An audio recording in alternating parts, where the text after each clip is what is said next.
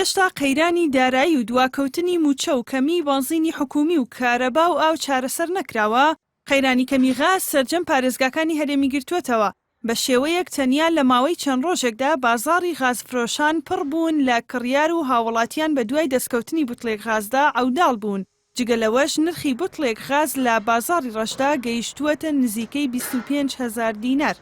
ڕاستی حکوومەت یاریم لە باتی کێشەمان بۆ چارەسەر بکە، کێشەمان بۆ دەنێتەوە. ئەوەیە قەیرانی غاز ئێستا دروست بە خەرک لەو بێ مەعاشێ لەو بێ ئیشیەی 15,000 لەکوێ بینیتم بە غاز بداتن. هیوا هەیە 5,000 نییە بداتە ماڵ و منداڵی کە بۆ جەمێک بۆ خۆی سەرف کاتن. بەڕاستی ئەگەر ئاواش بێتن حکوومەتی هەرێم وابزانم هەر هەمیان دەست لە کار بچێشنەوە زۆر باشترە. ڕاستان نەماوە. نازام سەر بە چۆ بنەوە تاتم بۆ مەدعەمەوتم بۆ مگۆڕەوتی نییە. ئێستا بەتمام بچم بۆ نانۆخانەکان مەدعەم بە مەعەبگەم تا بوتڵێکم بۆ بڕەکەنەوە. بەرەجەش نانە خەڵق ئیشی بە مەغاسەیە. 15-20 بێ خەڵق لە ئەزمەی غازایە. 15-20 لە ئەزمەی کارەبایە. 15-20 لە ئەزمەی ئاوایە. یعنی ڕۆشنی ئەم حکومەتە لە مەساڵحی میلەتە ئەگەر بڕوا. خۆ میلەتی جەرەقەتیانە مزاهرەمان کە لە زمانی حکومەتە لەسەر هەیکەلەکەی کاوە یەک کەس خوێن لە لوتی ناو لە بەلەقی 4,000 هەلاشەکەوت.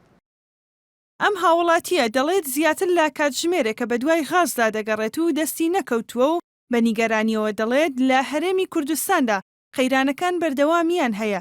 خەڵک تەنیا کێشەی غازی نییە، کێشەی موچە و کەمی ئاو و کارەبا و بەنزینیشی هەیە. کردنەوەی مەعمەلە لەوێ ئەڵەن گویا پاکیان کردووە دوێنجا چاوەکانی تا 6 بۆڵە زیایەکەن بۆی غازەکە زیاتر بێت. بە بۆنێوە 4 ڕۆژ غاز تۆزێکەکەم ویتر ئەمە هەزمەیە دروست بێت. هەولێر و سلێمانی هەریەکەیان ڕۆژانە پێویستیان بە 350 تەن غاز هەیە، بەڵام لە ئێستادا تەنها نزیکەی 120 تەن غاز ڕەوانەی هەریەکە لەو شارانە دەکرێت. بەرپرسانیش دەڵێن کێشەی کەمی غاز هەیە. هاوڵاتیە کارەباکەی باش نەبێ، ئاوەکەی نەگات، موچەکەی بە 3 مانجارێ بکە، بارگرانیەکەمان لە غاز و نەوت و بەنزین و گازۆیل و هەموو بەشێکا بێ. ئێمە هەوڵمان بۆ ئەوەیە لە هەموو دەرگاکان بێت کەسیانە دەکا بۆمان نایە کەمێتێک لە بەغدا وەرەگرین کە بۆمانیت کەمە. هەولێر دووهۆک ئێستا نسبەکەی کەمترێ ئێمە توانیمانە لە 160مان هەبێت تا ئێستا کە پێمانەگا. لە هەریەکە لە پارێزگاکانی هەولێر و سلێمانی و دووهۆک غاز کەم بووەتەوە.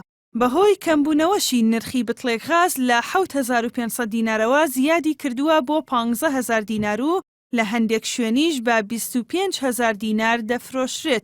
ژاڵە محەممەد، NRT سلێمانی.